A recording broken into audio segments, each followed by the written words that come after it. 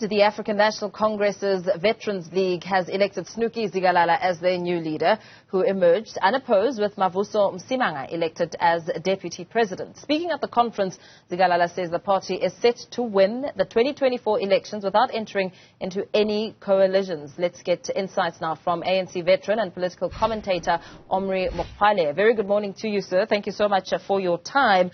Snuki Zikalala's second term at the helm.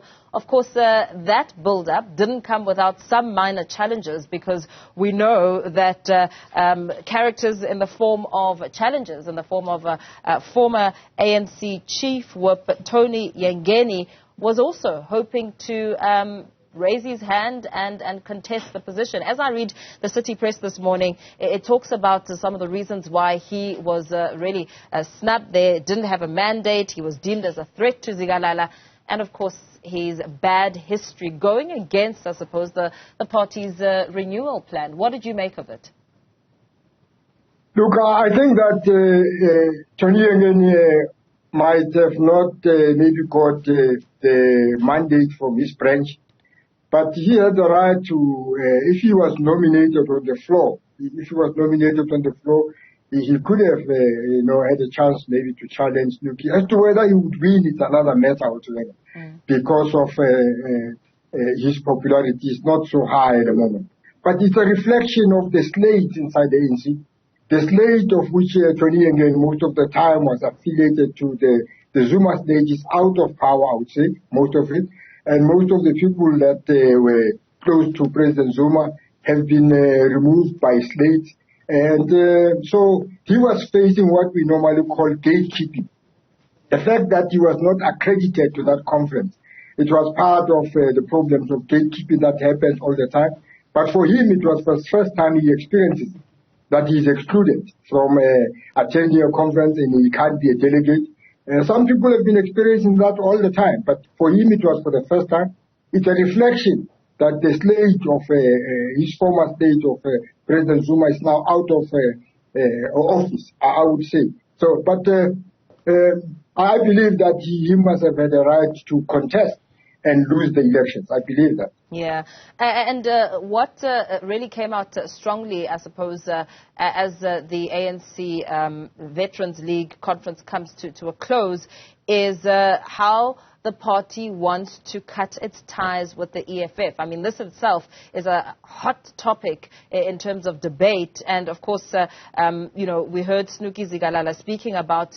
He was scathing, of course, of his description of the EFF, talking about how it has a questionable in terms of policy, and really talking about that the ANC should not want to work with such a party. What should we make of that, especially ahead of what's expected to be the most contested polls since 1994? I think, Comrade Snuki is expressing the opinions that he might have about this situation, about the EFF. He's expressing his opinion and the wish that they have. But as to whether it's practical in terms of the ANC where it is now, we don't know. But I think the main issue is that the ANC is extremely corrupt at the moment.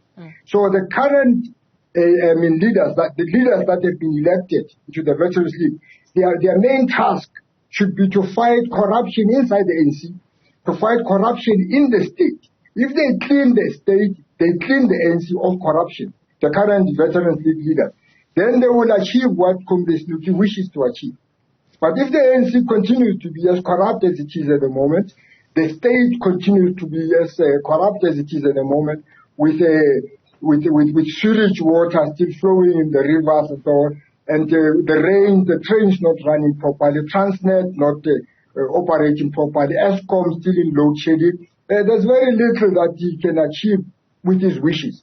His wishes are commendable, but as to whether they are realistic, I doubt, personally. Yeah. But we'll see. Yeah. We'll see. Absolutely. I mean, it's interesting. As you mentioned, corruption. We know that the Veterans League has proposed that between now and the next ANC conference, the NEC should take it very seriously and pass resolutions to strengthen and improve the foundations of the Integrity Commission of course, there has been a lot of criticism of the Commission. We heard, in fact, last year, then Deputy President David Mabuza saying the ANC's Integrity Commission is poorly staffed.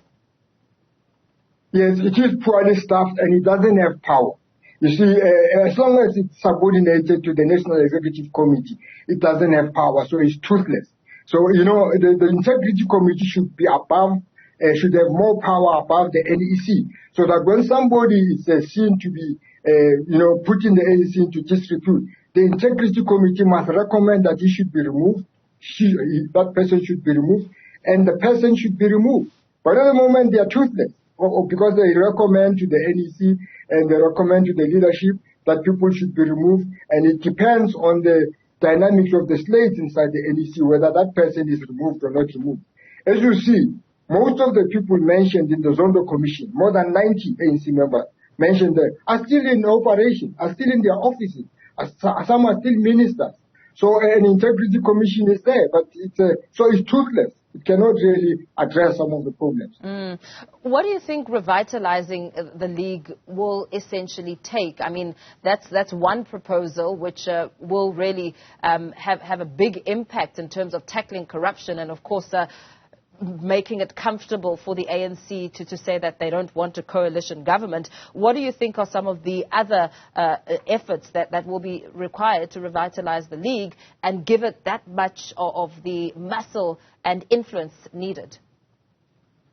Well, it has to lead by example. First, we don't expect Veterans League to practice gatekeeping. You know, at the moment in this conference of Veterans League, the gatekeeping was still in operation. Some of the people were removed, were not accredited to the conference, so they could not attend the conference, including Tony Yengen, of course, for the first time, that he had to taste what gatekeeping actually means in practice. He has never tasted it before, but he got the taste now of what is gatekeeping. So gatekeeping is still there. The Veterans League has to be exemplary in running of its affairs, and it means it must show the other leagues how things are done. Now, if it still has gatekeeping itself, it cannot be a good example. But the key issue at the moment, I think, it should be to reform the electoral laws inside the ANC. As long as we still have leaders elected in terms of delegates, the Veterans League delegates, those who were there probably were less than 5% of veterans who were there. Most of the veterans were not there. So they didn't have rights to elect the leaders. So some of the leaders were not so far the best, you know, because some of the people are not there. How should the role of the ANC's Veteran League be defined or perhaps redefined, especially as we head to elections? I think the idea is that they must be in a position to oversee the ANC activities throughout, make sure that all ANC officials deployed at all places are acting and behaving in line with ANC principles, and but as to whether they will be listened to, is another matter, because you can have an opinion as Veterans League to say so and so must be removed, but as to whether they will be respected is another matter. They can just be defied, like they defy the Integrity Committee. You know, the Integrity Committee recommends and people defy it. So the Veterans League also can recommend and be defied. So it's another matter. They can have their wishes, but as to whether their wishes will be implemented, it's another matter altogether. I don't know if they will be implemented. Very well. Thank you so much for weighing in on the discussion. We're going to have to leave it there for now. ANC veteran and political commentator Omry Makgoale, of course, speaking to the ANC Veterans League's elective conference and some other matters within the ANC.